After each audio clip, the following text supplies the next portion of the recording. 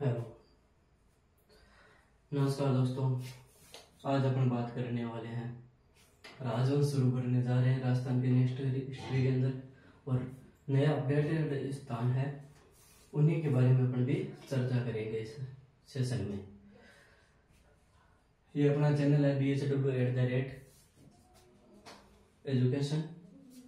इस पर आपको नई जियोग्राफी, नई हिस्ट्री और नई कल्चर वो फ्री में यूट्यूब पर देखने को मिल जाएंगे। साथ ही हमारा BHW@एजुकेशन नाम से ही टेलीग्राम चैनल है, तो आप उसे भी ज्वाइन कर लीजिए। राजवंश शुरू करें तो राजवंश में सर्वप्रथम अपन शुरू करें तो राजपूतों की उत्पत्ति है, उनके बारे में चर्चा करने वाले हैं। अक्सर देखा जाता है कि हर बंदा वो अपने अपने जाति के अलग अलग जगहों से उत्पत्ति मानता है, अलग अलग सिद्धांत दिए जाते हैं। राजपूतों को कहीं चंद्रवंशी कहा गया है, तो कहीं सूर्यवंशी कहा गया है, तो कहीं अग्निकुंड से बताया गया है, तो कहीं ब्राह्मण बताया गया है। जैसे जाट राजवंश भरतपुर और धौलपुर के, तो उन्हें कई जगह होण और कुषाणों से बताया गया है, वंशज बताए गए हैं, और कहीं उन्हें सीधे डायरेक्ट कनेक्शन श्री कृष्ण भगवान से भी किए गए हैं। बात करें अपना टॉपिक क्या रहेगा? अपना टॉपिक रहेगा राजपूतों की उत्पत्ति, इनके बारे में कुछ सिद्धांत है। तो उसके बाद बात करने से पहले अपन बात कर लेते हैं कि राजपूत काल कब से कब तक माना जाता है। राजपूत काल माना जाता है 7वीं शताब्दी से 12वीं शताब्दी के बीच। तो अपन मैं आपको बताता हूँ, 7वीं शताब्दी से हर्षवर्धन नामक एक राजा है।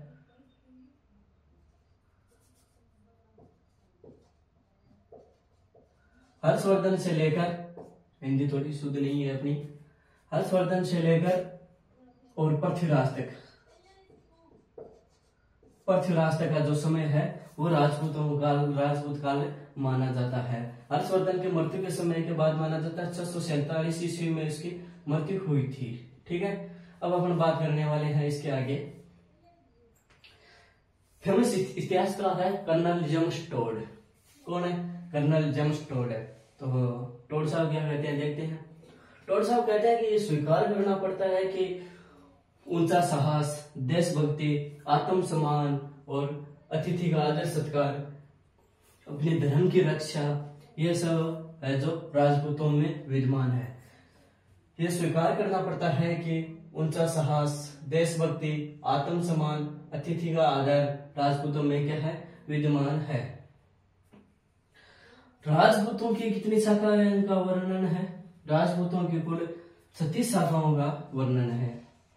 यह वर्णन अपने को मिलते कहाँ है?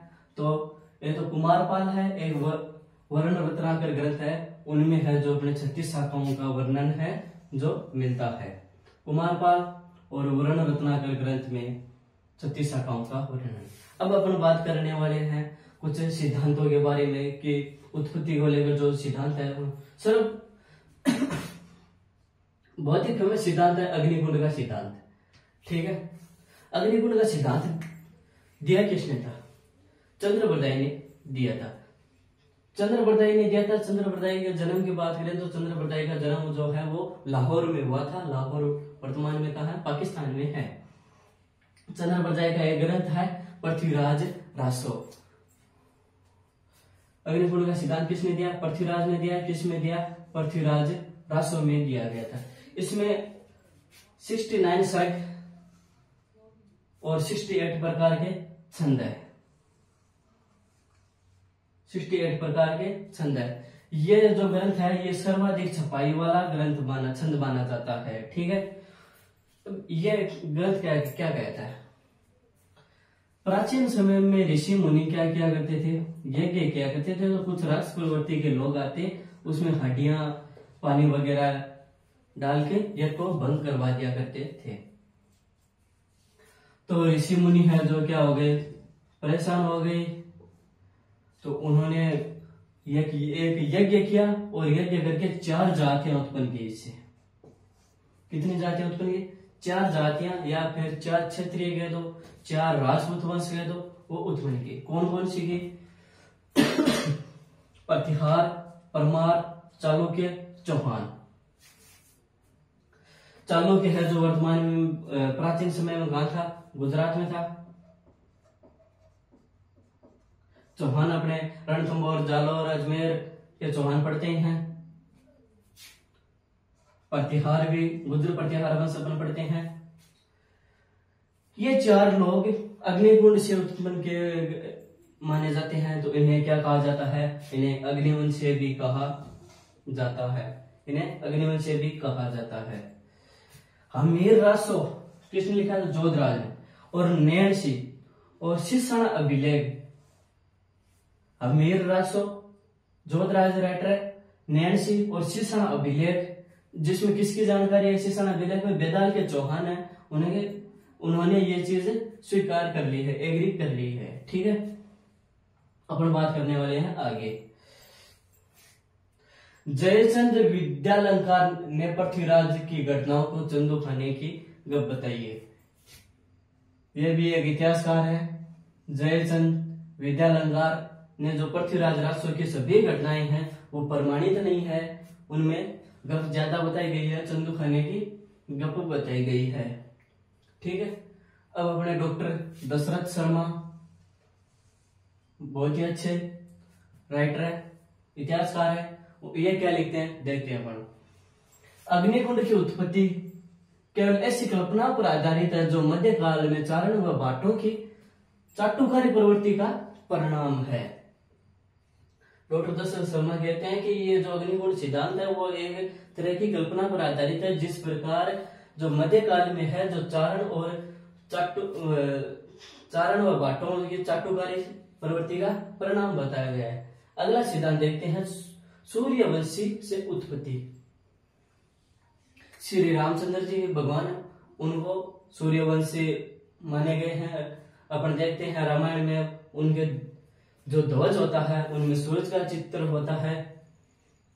देखो ग्वालियर अभिलेख में प्रतिहारों को क्या बताया गया है? सूर्यवंशी बताया गया है। ग्वालियर अभिलेख में प्रतिहारों को क्या बताया गया है? सूर्यवंशी बताया गया है। वापिस आ गया अपना पृथ्वीराज रासो। पृथ्वीराज रासो क्या कहते हैं? पृथ्वीराज रासो के अनुसार राजपूत की 36 शाखा है। ठीक है, 36 शाखा में सभी को है ना सूर्यवंशी, चंद्रवंशी और यदुवंशी बताया गया है। ठीक है, अब एक अभिलेख मिलता है, हर्षनाथ अभिलेख। कहाँ मिला, कैसे मिला, वो अपन इस पे एक अलग सेशन चलाएंगे, उसमें बात करेंगे सभी अभिलेखों के बारे में। तो वो कहाँ मिलता है? वो हर्षनाथ अभिलेख है। तो ये इसमें क्या है? चौहान है, उन चौहानों को क्या बताया गया है? सूर्यवंशी बताया गया है। दो राइटर है, तो डॉक्टर दशरथ शर्मा है और एक जगदीश गहलोत है, वो भी इन लोगों को क्या मानते हैं? सूर्यवंशी मानते हैं। अगला सिद्धांत है वैदिक आर्यों से उत्पत्ति। वैदिक आर्य से उत्पत्ति है, तो इसके अंदर अपन बात कर रहे हैं सर्वप्रथम समर्थकों की, कि इनके समर्थक कौन कौन है। तो इनके समर्थक कौन कौन है? एक तो सीवी वैद्य हैं और एक अपने डॉक्टर ओझा जी है, डॉक्टर गौरी शंकर ओझा जी। सीवी वैद्य व डॉक्टर ओझा ब्राह्मण सिद्धांत का खंडन करते हैं। क्या करते हैं? एक अपन इसमें आया नहीं तो अपन अगली में देखेंगे। ब्राह्मणों से उत्पत्ति, उसका ये विरोध करते हैं, खंडन करते हैं। ठीक है, अगर बात करें 4 नंबर है अपना विदेशियों से उत्पत्ति। विदेशियों से उत्पत्ति है तो 3 राइटर है। एक तो कौन है? डॉक्टर कर्नल जेम्स टॉड है, एक है कनिंगम और एक है V.A. स्मिथ है। ठीक है, टॉड साहब क्या कहते हैं? टॉड साहब इसको किन से विदेशियों की किन से मानते हैं? कि शक और शीतियन से जो है राजपूतों की उत्पत्ति मानते हैं। कनिंगम मानते हैं राजपूतों की उत्पत्ति कुषाणों से। किन से मानते हैं? कुषाणों से मानते हैं। और एवी स्मिथ वो हूणों से मानते हैं। देखो महाभारत में है ना, महाभारत में हूणों का उल्लेख है लेकिन गुजरों का उल्लेख नहीं है। ठीक है, डॉक्टर भंडारकर विदेशी गुजरों से मानते हैं। ठीक है, और एक लास्ट में सर्वमान्य सिद्धांत है जो कौन सा है? मिश्रित मूल सिद्धांत है। इसके समर्थक कौन है? डीपी चट्टोपाध्याय है। और इसमें सर्वाधिक मत मिले गए, ये सर्वमान्य सिद्धांत है। ठीक है, एक बार अपन जल्दी जल्दी रिपीट करके देख लेते हैं। राजपूत काल है वो 7वीं शताब्दी से 12वीं शताब्दी के मध्य माना जाता है।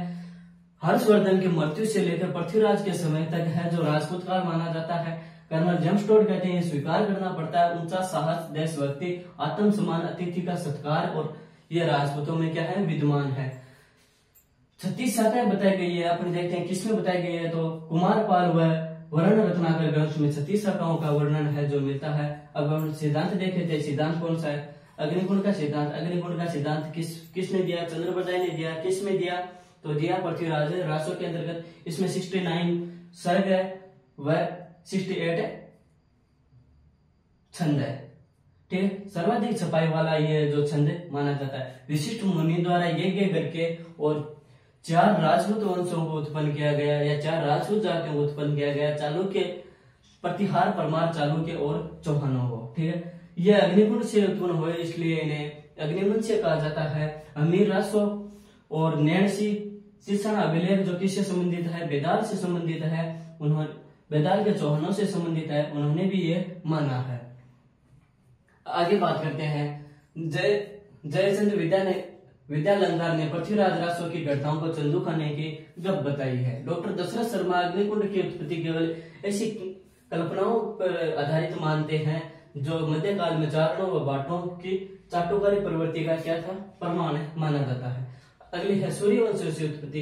तो सूर्यवंशियों से उत्पत्ति है ग्वालियर अभिलेख में प्रतिहारों को सूर्यवंशी माना गया है, सूर्यवंशी क्षत्रिय बताया गया है। और जो पृथ्वीराज रासो है उसमें राजपूत के सभी 36 शाखाओं के सभी को सूर्यवंशी, चंद्रवंशी और यदुवंशी माना है।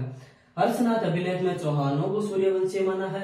डॉक्टर दशरथ शर्मा व जगदीश गहलोत भी इन्हें सूर्यवंशी मानते हैं। 3 नंबर है वैदिक आर्य से उत्पत्ति। तो समर्थक कौन है, सीवी वैद्य, डॉक्टर ओझा। और सीवी वैद्य और डॉक्टर ओझा ब्राह्मणों के सिद्धांत का क्या करते हैं, खंडन करते हैं। 4 नंबर है विदेश से उत्पत्ति। तो डॉक्टर जो कर्नल जेम्स टोड है उन्हें संघ व शीतियन जाति से मानते हैं।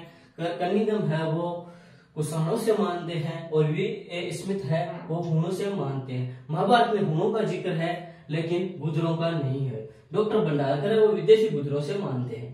5 नंबर सिद्धांत है मिश्रित मूल सिद्धांत। जब सर्वाधिक मत मिले गए हैं और उसके समर्थक है डीपी चट्टोपाध्याय। तो ये आप स्क्रीनशॉट लेना चाहे तो ले सकते हैं। अपन चलते हैं अगली स्लाइड पर।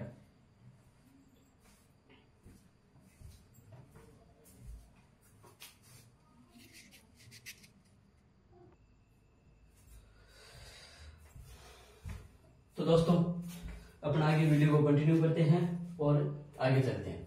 अब अगला जो सिद्धांत है वो है ब्राह्मणों से उत्पत्ति। ब्राह्मणों से उत्पत्ति देखो बिजोलिया शिला, इसकी बात करें ब्राह्मणों से उत्पत्ति तो सीधी सी बात करें तो क्या होता था कि पहले लगभग ब्राह्मण ही जो राइटर लिखा करते थे या फिर उनके जो कुलपुरोहित हुआ करते थे, तो उन्हीं के आधार पर इनको बताया गया है। बिजोलिया शिलालेख के अंदर चौहानों को क्या कहा गया है, वत्स गोत्रीय ब्राह्मण कहा गया है। बिजोलिया शिलालेख में चौहानों को जो क्या कहा गया है वो कहा गया है वत्स गोत्रीय ब्राह्मण, वत्स गोत्रीय ब्राह्मण कहा गया है। अब हम कुछ राइटरों की बात है वो देख लेते हैं। तो डॉक्टर भंडारकर है वो चित्तौड़ और अचलेश्वर अभिलेख के अंतर्गत है ना, चित्तौड़ और अचलेश्वर अभिलेख है उनके अंतर्गत गुहिल और सिसोदिया वो क्या मानते हैं, ब्राह्मण मानते हैं। किसको, गुहिल और सिसोदिया। डॉक्टर दशरथ शर्मा क्या कहते हैं, डॉक्टर दशरथ शर्मा कहते हैं कि नहीं जी नहीं, परमार है वो क्या है, ब्राह्मणों से की संतान है, ब्राह्मणों की संतान है। महाराणा कुंभा का एक ग्रंथ है रसिक प्रिया। रसिक प्रिया में गुहिलों को क्या बताया गया है, नागर जाति के ब्राह्मणों से बताया गया है। किसके, नागर जाति के ब्राह्मणों को। किसको, गुहिलों को। किसने बताया, रसिक प्रिया में। किसने बताया, महाराणा कुंभा ने बताया। गोपीनाथ शर्मा की बात करें पर गोपीनाथ शर्मा क्या कहते हैं कि गुहिलों को नागर जाति के ब्राह्मणी भी वो भी बताते हैं। वो भी क्या बताते हैं, गुहिलों को क्या बताते हैं, नागर जाति ब्राह्मणी के संतान बताते हैं। पृथ्वीराज के पिता है सोमेश्वर। पृथ्वीराज के पिताजी कौन है, सोमेश्वर। उनको बिजोलिया शिलालेख में क्या कहा गया है? ब्राह्मण बताया गया है। क्या बताया गया? ब्राह्मण बताया। इसके समर्थक कौन कौन है? समर्थक की बात करें तो समर्थक है डॉक्टर भंडारकर व गोपीनाथ शर्मा। समर्थक कौन है? डॉक्टर भंडारकर व गोपीनाथ शर्मा। मंडोर के प्रतिहार हरिश्चंद्र व माधरा की संतान बताते हैं। मंडोर के प्रतिहार है उनको है ना हरिश्चंद्र और माधरा की संतान बताते हैं। फटाफट से इसको रिपीट मार देते हैं। ब्राह्मणों से उत्पत्ति बिजोलिया शिलालेख में चौहानों को वत्स गोत्रीय ब्राह्मण कहा गया है। बात करें डॉक्टर भंडारकर की तो भंडारकर ने चित्तौड़ और अचलेश्वर शिलालेख अभिलेख है उसमें गोलों और सिंसोदिया को क्या बताया गया? ब्राह्मण बताया गया। डॉक्टर दशरथ शर्मा वो परमारों को ब्राह्मण बताते हैं। महाराणा कुंभा के रसिक प्रिय ग्रंथ में गोहिलों को नागर जाति के ब्राह्मण बताते हैं। गोपीनाथ शर्मा भी गोहिलों को नागर जाति ब्राह्मण बताते हैं। पृथ्वीराज के पिता सोमेश्वर को बिजोलिया शिलालेख में ब्राह्मण कहा गया है। इसके समर्थक कौन कौन है? डॉक्टर भंडारकर व गोपीनाथ शर्मा है। मंडोर प्रतिहार है तो हरिश्चंद्र व माधरा की संतान बताया गया। तो यह हो गया अपना टॉपिक कंप्लीट, राजपूतों की उत्पत्ति। नेक्स्ट अपन बात करने वाले हैं कि कौन से वंश का कौन सा तो संस्थापक है और उन्होंने कौन कौन सी उस वंश की कौन कौन सी है जो राजधानी आ रही है, वो अपन देखेंगे अगले वीडियो में। धन्यवाद। चैनल को सब्सक्राइब कर लीजिएगा। BHW एजुकेशन और टेलीग्राम चैनल है वो ज्वाइन कर लीजिएगा, आपको इसकी PDF है वो मिल जाएगी। धन्यवाद।